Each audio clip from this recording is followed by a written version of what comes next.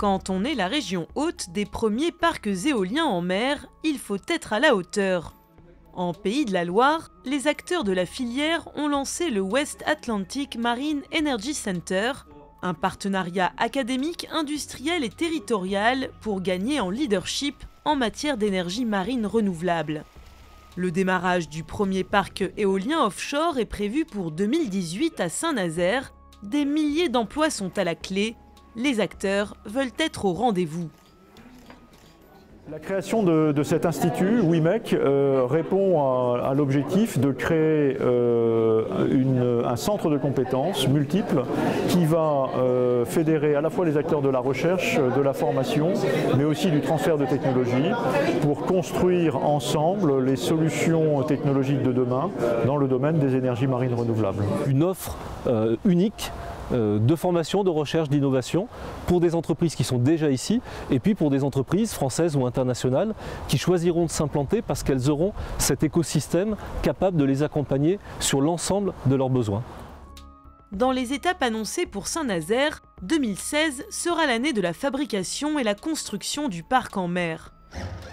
Sur le terrain, Alstom a démarré l'assemblage de nacelles et d'aérogénérateurs. 45 personnes sont employées pour une production dédiée à l'export pour le moment. Mais à plein régime, l'usine devrait fabriquer 100 machines par an avec 300 salariés. Pas d'inquiétude du côté de l'industriel, le recrutement devrait se faire sans problème. Pour la filière d'assemblage des éoliennes, on n'a pas de grandes spécificités ou de choses qui n'existent pas sur le marché de l'emploi. On a besoin de monteurs mécaniques, on a besoin de câbleurs ou de monteurs électriques. Ce sont des métiers qui sont disponibles et pour lesquels les filières de formation sont en place depuis longtemps. Pour la partie maîtrise d'ouvrage, les compétences seraient donc présentes. Une main-d'œuvre issue d'autres secteurs industriels pourra intégrer ces filières après une légère adaptation. En 2018, le consortium porté entre autres par EDF-EN et Dong Energy lancera l'exploitation.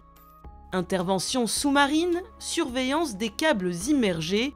Là, les compétences requises pour la maintenance sont nouvelles et très différentes de celles de l'éolien terrestre.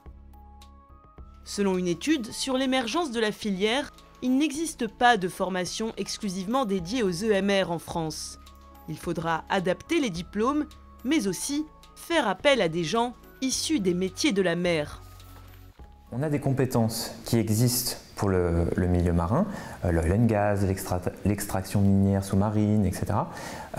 Seulement les projets éoliens en mer sont très spécifiques. C'est-à-dire que vous avez des technologies particulières qui sont différentes des technologies sur le terrestre. Vous travaillez en hauteur, un environnement marin, des conditions météorologiques difficiles également. Donc là-dessus, il va falloir rassembler les compétences existantes autour de projets bien spécifiques, adapter les formations qui ont des socles de connaissances généraux et techniques suffisants, mais où il y aura des compétences additionnelles. Peut-être qu'il va y avoir un calage avec les bureaux d'études sur le design, des technologies, etc. Donc là-dessus, les industriels vont préciser leurs besoins. Il faut qu'ils le fassent suffisamment à l'avance pour qu'on puisse anticiper ces formations.